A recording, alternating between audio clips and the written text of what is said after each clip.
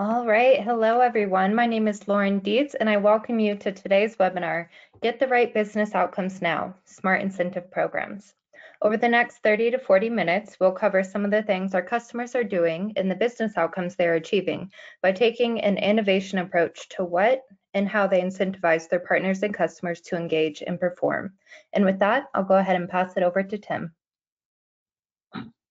Thank you, Lauren, and hello, everybody. Thanks for joining us today to listen and then to talk about what you can do in terms of applying your incentivization strategy more strategically. And the operative word in the webinar title was now, right? Because now is a different time, and instead of taking an approach of being a general practitioner, perhaps it's more appropriate to take the approach of being a laser surgeon.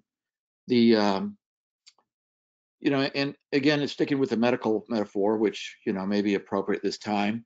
A lot of companies, I think, have taken the general practitioner's approach, or that approach to incentivize revenue generation, and maybe to incentivize reduction in warehouse inventory of particular product stock, right? So maybe we'll consider that to be the head and the heart. But our customers have shown a lot of innovation about how they are, addressing other parts of the body.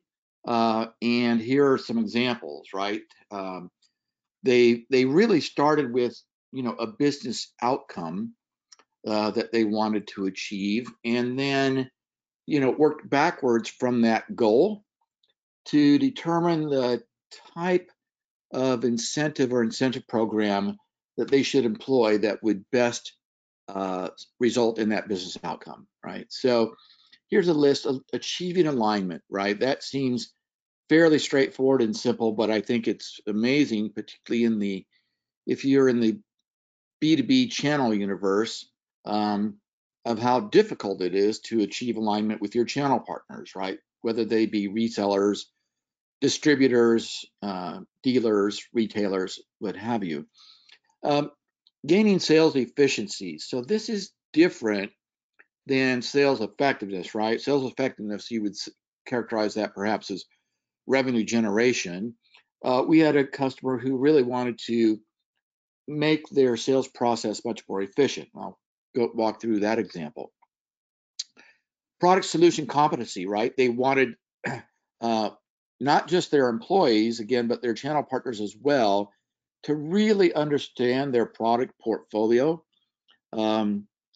so deeply that they could do a number of things, right? Outcompete competitors, shorten the sales cycle, things of that nature.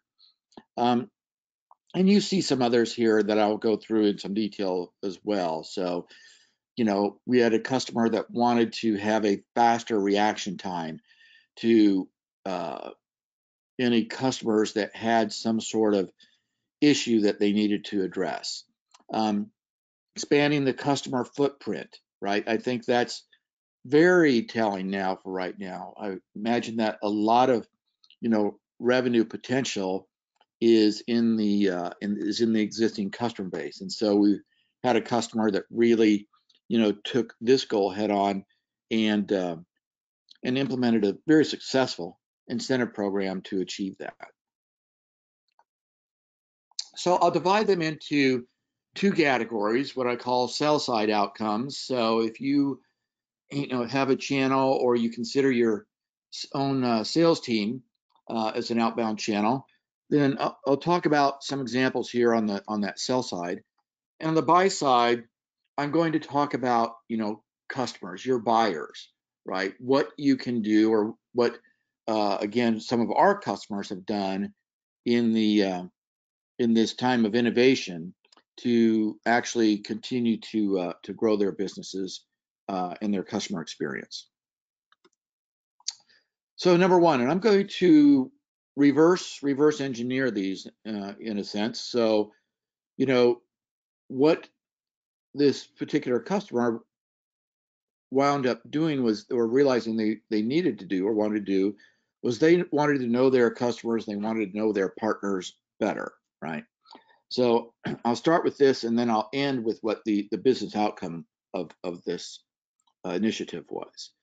So you would think that profiling is a fairly simple, straightforward exercise, and perhaps one that's not of enough value to invest in, particularly from an incentive program perspective.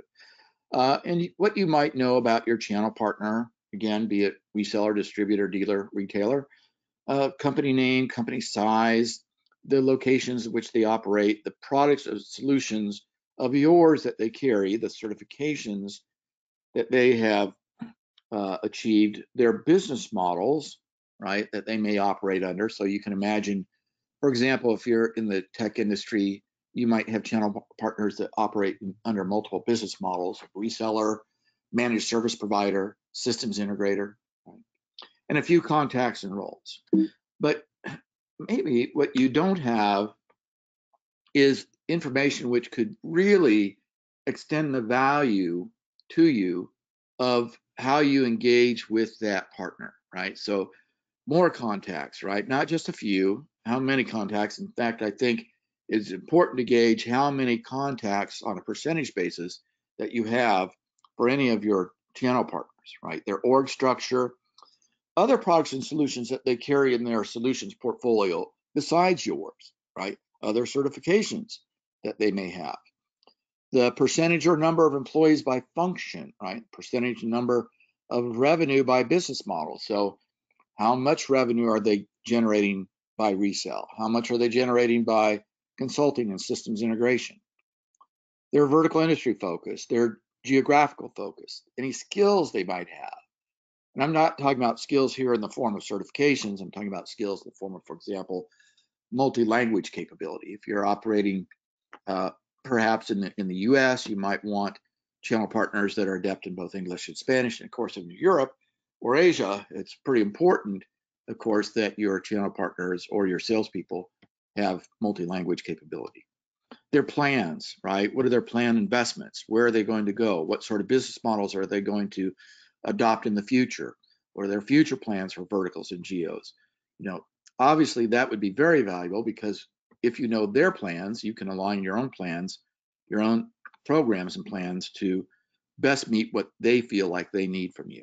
And their history, right? When was the company founded? Was there a change of ownership?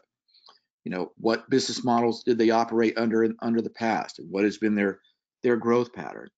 So if you look at the first set, I'll give you an example. You can determine the percentage of employees registered, right? Because you know how many contacts you have, registered in your PRM system, and what the company size is in terms of employees.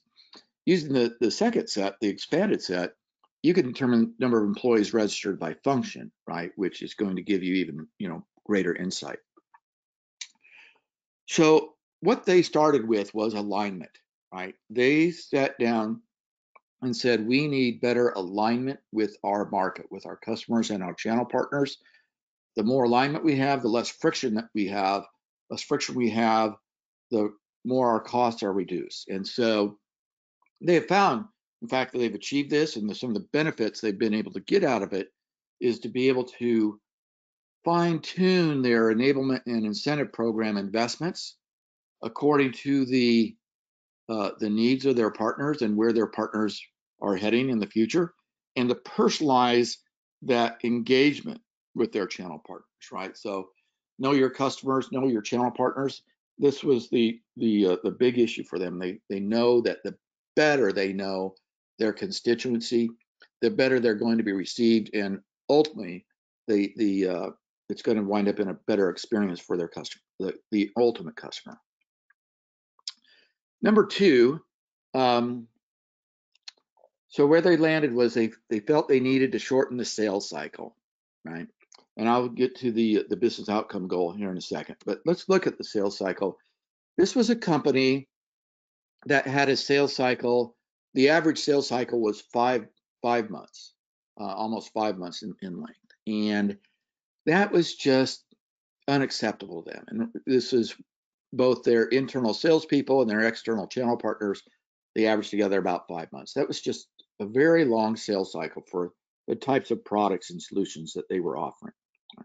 So they said, we're going to look at energy that's applied during the sales cycle. So they could do that by the number of activities by analyzing their CRM database. And they found that energy was highest at the beginning of the sales cycle, and then again at the end of the sales cycle when the salesperson kind of sees the end of the tunnel come in sight. And so what they decided to do was, they could have just created a simple incentive that said the faster you close a deal, the more reward points that you will get. But they actually got more granular than that, right? They actually broke their sales cycle down into stages, right? So here, determining the fit, doing demos, developing a quote, and they incentivize the stages of the opportunity life cycle, right? And they used Fielo's countdown model, incentive model for this. So if they were, for example, from the fit stage to the demo stage, if they were to do the demo in 1 day later, it'd be 150 points. 2 days later, it'd be 140 points, and 3 days later, 130 points, so on and so forth, right? And they found by incentivizing kind of the middle of the sales cycle, middle portion, where they found that energy lags, that they could really shorten the sales cycle tremendously. And they got it down from almost 5 months now to less than 3 months, and are continuing to see improvement. So, what did they start with? Well, they started with, they came to the table saying, we want sales efficiencies, right? And why? And what did they realize? Because they wanted to reduce the cost of sales, right? Their profitability was being impacted by how long it took deals to close, and they wanted to increase salesperson capacity, and they've certainly been able to realize that. So instead of 10 deals per year that a sales rep was chartered with, it increased now to about 13 on the average. So they've been able to increase their salesperson capacity as well. Third example, a customer that was really concerned about disseminating the knowledge about their products and solutions, again, to their employees and their channel partners, and wanted to. Their concern was that they found that, in doing analysis, that a lot of their customer complaints were about product defects, or maybe we'll say solution defects, but solution defects because the product wasn't being installed correctly. And so while the product may be working, the other product components that it was working with were failing because the way the product was installed was incorrect in the beginning. And so they were a lot of issues around customer dissatisfaction and support costs, and just the time to bring a customer, to production with their product. And their original goal was, we need product and solution competency throughout our ecosystem, right? All of our resellers, all of our systems integrators, all of our manufacturers reps, all of our agents, all of our internal salespeople really need to have product competency. If we have that, we're going to get a vastly improved customer experience, which in fact they certainly have in terms of measurement. I'll show you some of the measurements from some of our customers at the end as well. Reduce cost of support and more new logo deal wins, because going into a new deal against competitors, they found that their channel partners, just by knowing the product better inside and out, were actually able to outpace competitors in terms of passing that knowledge on to the customer, and the customer made the decision, based on their product knowledge. Number 4, e-claims. So we have a customer in Asia that is, this is a tire manufacturer, by the way.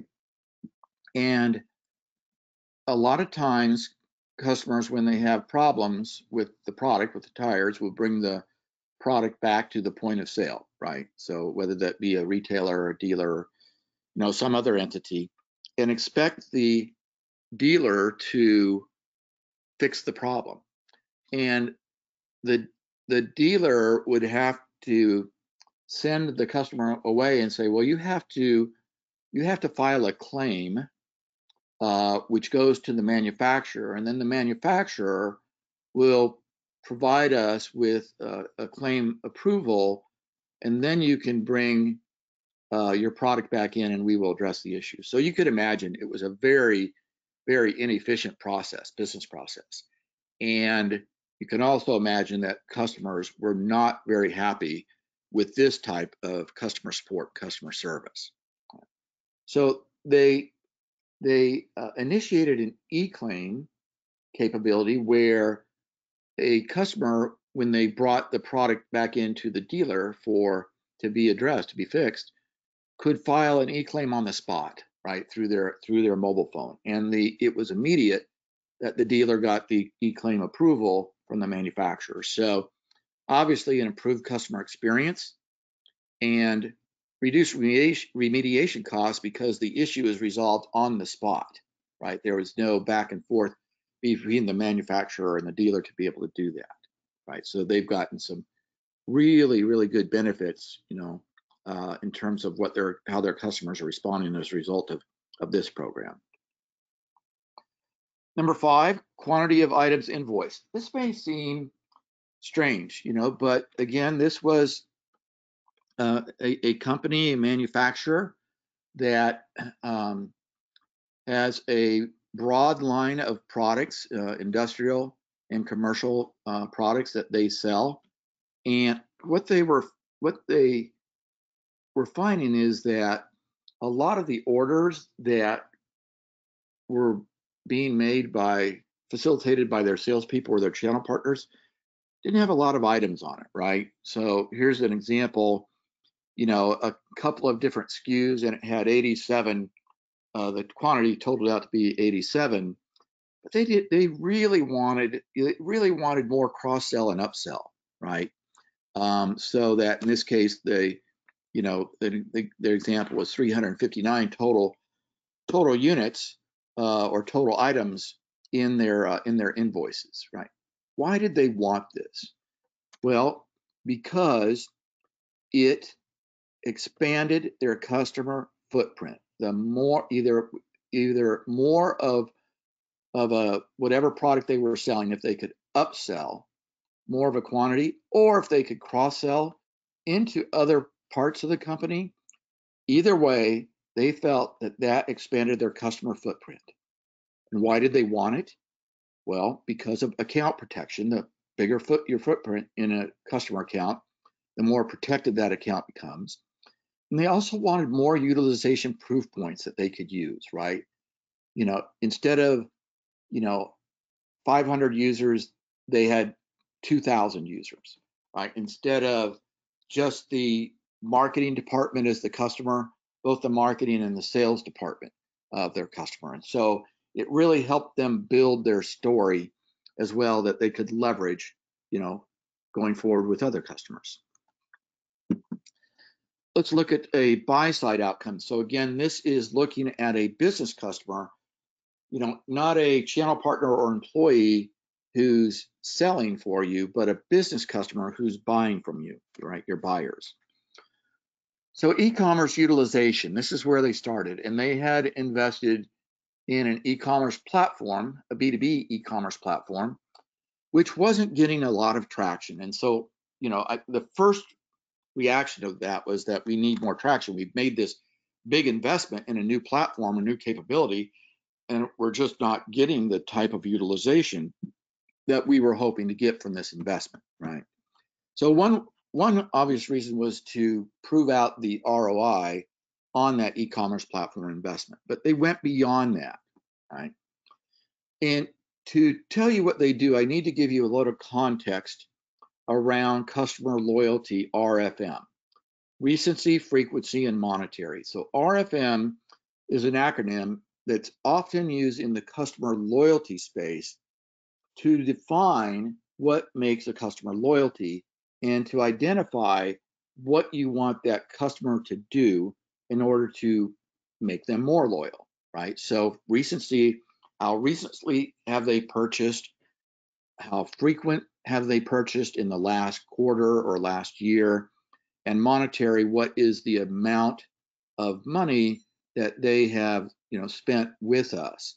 Those are the three primary. Now there are certainly there are a lot of other customer loyalty metrics that go beyond, but this is historically the core.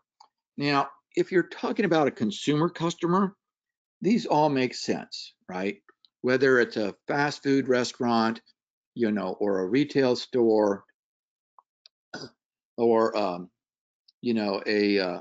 hotel, or anything having to do with consumer, recency, frequency, and monetary all apply. In the B2B world with business customers, recency certainly applies, right? You would be wanting to know, have your business customers purchased from you recently, or has it been a year ago or more? And you're certainly interested in how much they're purchasing from you, right? How much they're investing in your product, if you will. Frequency is the one that doesn't translate so cleanly to the business customer, business buyer world, right? Because here's the thing. If you have a customer that anticipates that over the course of the next 3 months that they are going to need, let's say 300 pallets of your product, you don't necessarily want them to place an order per week for 1 pallet every week, right? Because you have order processing costs and order fulfillment costs that go along with their orders, and those are not insignificant costs. If they are breaking down their inventory needs, anticipated inventory needs, that granularly, they are driving up your inventory costs. And so we had a customer, again, this is a manufacturer, who determined what the perfect order was for them, the perfect order size in terms of the order size and the frequency. They didn't want them to order too frequently. They did not want them to order too infrequently, right? And so they actually developed an incentive program that would reward their business customers for optimizing what the order size and order frequency should be. And they used Fielo analytics to help determine what that perfect order would be. So what did they start out with? They said we wanted order efficiency. That was their desired business outcome. What did they get as a result? So significant reduction in the cost of order processing, significant reduction in the cost of order fulfillment, and a greater customer experience, because once customers were incentivized to actually use the e-commerce platform, they actually found that their experience was better. They felt more in control of the process, and as a result, the customer, the overall customer engagement through their e-commerce platform has gone up significantly. So let me give you some ideas of the things that you can do, perhaps in addition to these examples that I've just laid out, right? And we don't have time today to go through all of these, but again, if you want to talk about these or other business outcomes, we're more than happy to do so, right? So, but look at some of these others that our customers have done and been very successful with. Fattening the sales pipeline, right? Getting more opportunities into the sales pipeline. They actually designed an incentive program around marketing yield. So not the number of leads that a channel partner or their internal marketers generated, but we're compensated on the number of leads that were converted into opportunities and how fast they were converted into opportunities has really enabled them to actually increase the size of their sales pipeline. Growing the leads and referrals engine, right? Re-engineering a business process. When you think about it, incentivization is your agent for change. And if you need to re-engineer a business process, for example, what the tire company did in its claims process, you can and should look to your incentive program capability to do that. Leveraging the power of crowdsourcing, achieving retailer compliance and audit management. A lot of consumer goods companies and manufacturers are really key on their retailers' compliance in terms of planogram space, how they're using trade promotion funds. They want to make sure that their products, once they hit the store, how they're represented in the store, are up to their expectations. Activating inactive members. I'll show you something about this in a short time. So a lot of companies have channel partners or business customers that haven't transacted in a while, right? And again, we've had customers that want to kind of reactivate that sleeping part of their channel or that sleeping part of their customer base, right? Bring them back, and deepening partner engagement. That's a very common business outcome that we hear a lot of our customers are wanting to achieve. So how do you do this? Well, with Fielo, you have over 40 what we call behavior elements. These are objects in the Salesforce database which represent behaviors of your sellers and your buyers, right?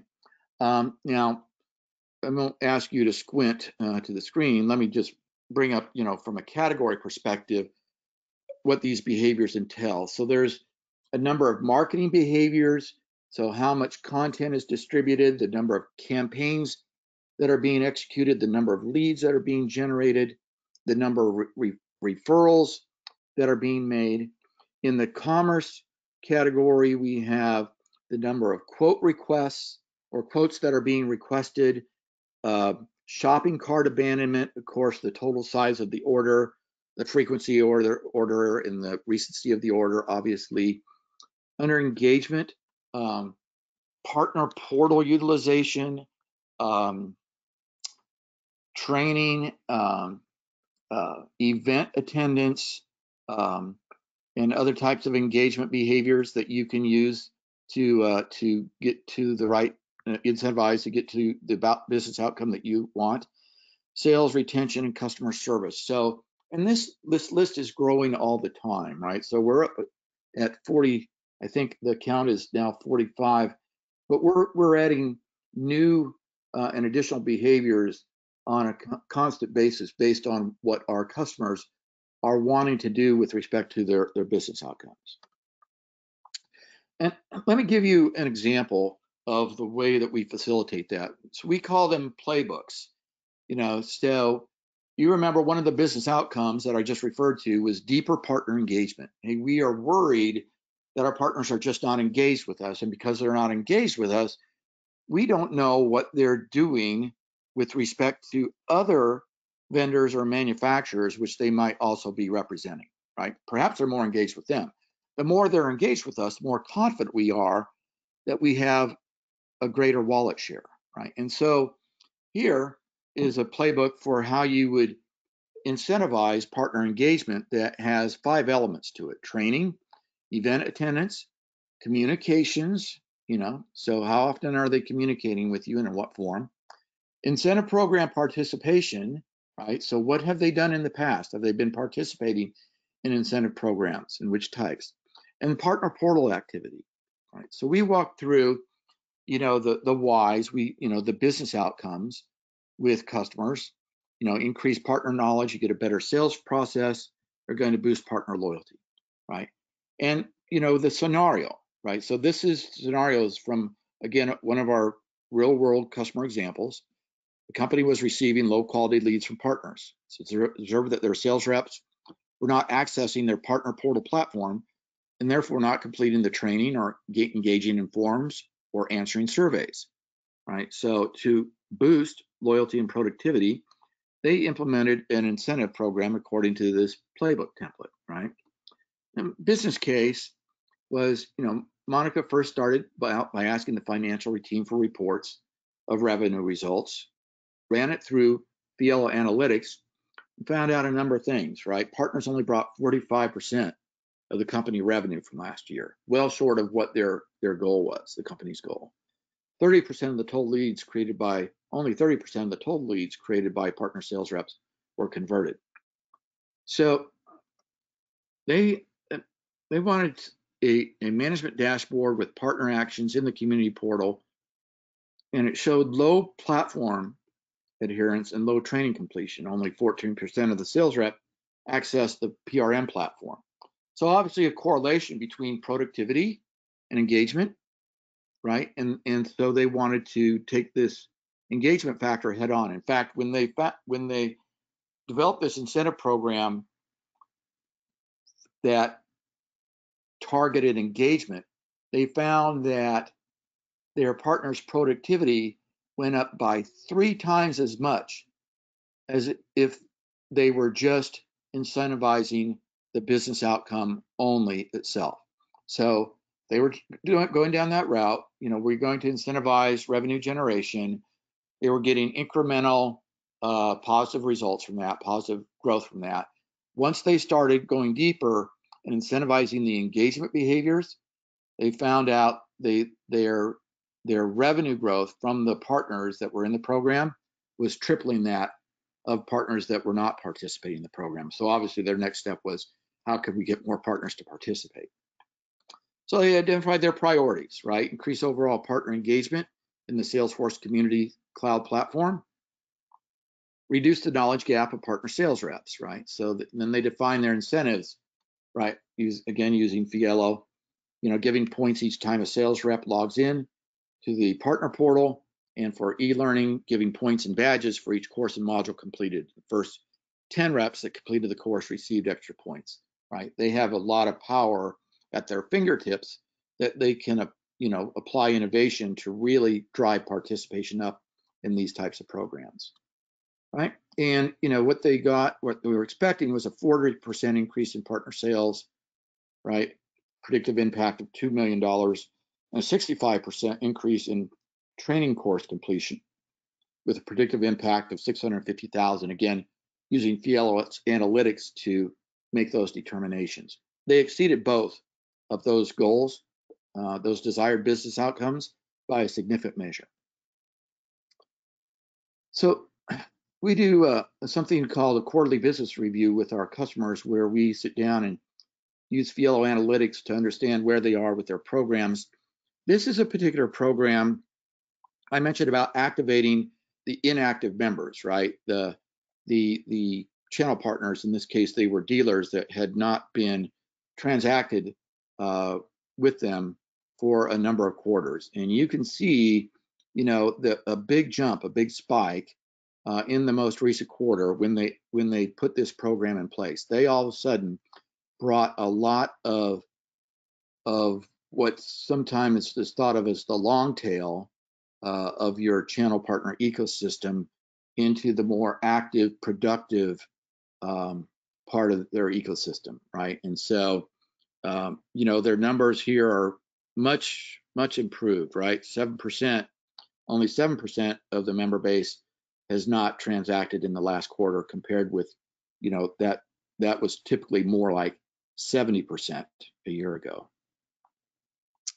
Here's another example of Fielo analytics is used in our quarterly business reviews with our customers, right? This is the e-claim example that I gave. And again, you can see the percentage increases they've had in e-claims, year over year by quarter, right? A 52% increase, an 87% increase, and a 25% increase, again, which has resulted in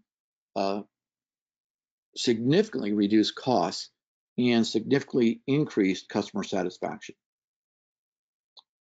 So with that, that's just a few of our customer examples. I will tell you that we are going to be launching a new website in about a month's time with these and a lot more customer success stories and customer case studies that you can utilize to, as an input to your own thinking.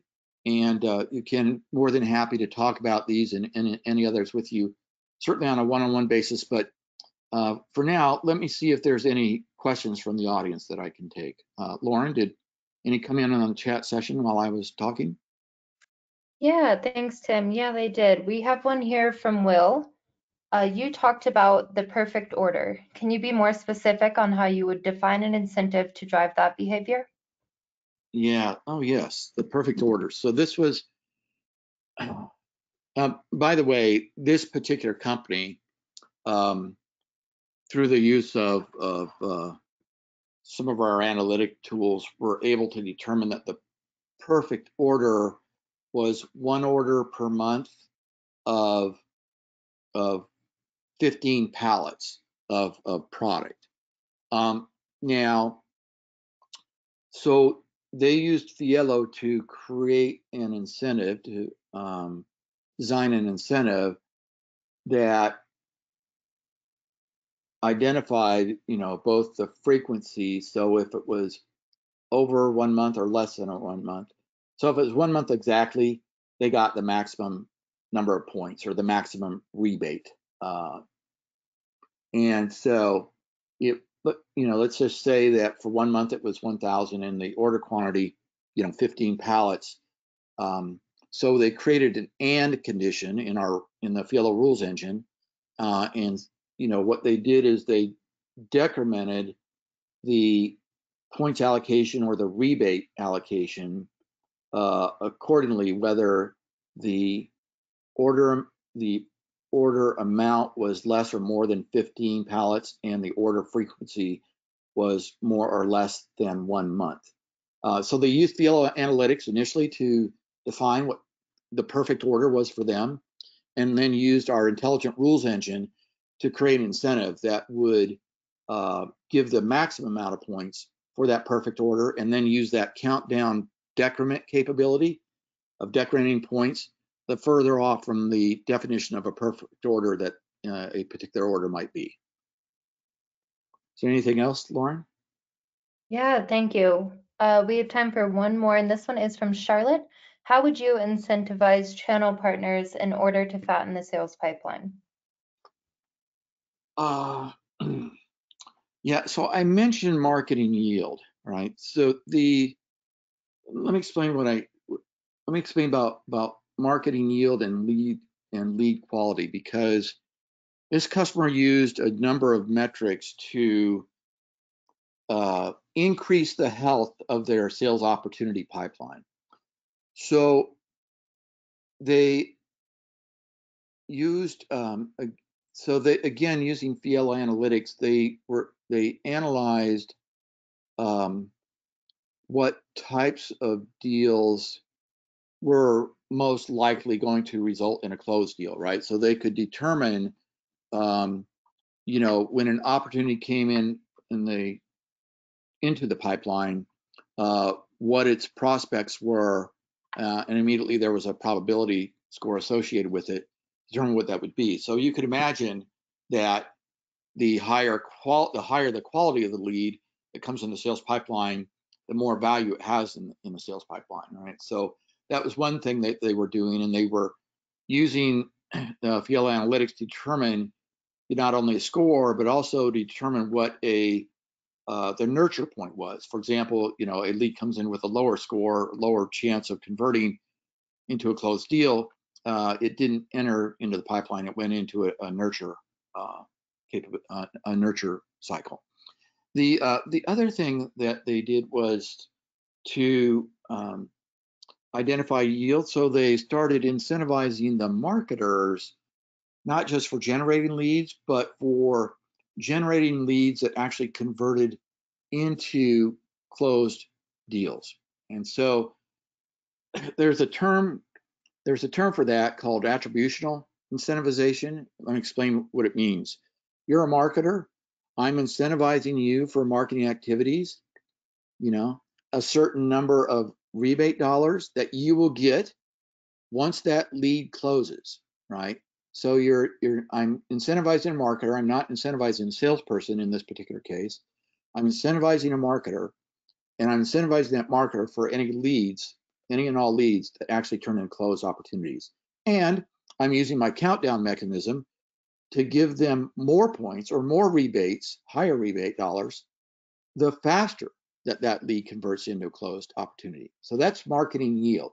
And so they were employing both of those techniques in their incentive program to really expand their sales pipeline and have actually more than doubled their sales pipeline just in the last 3 quarters.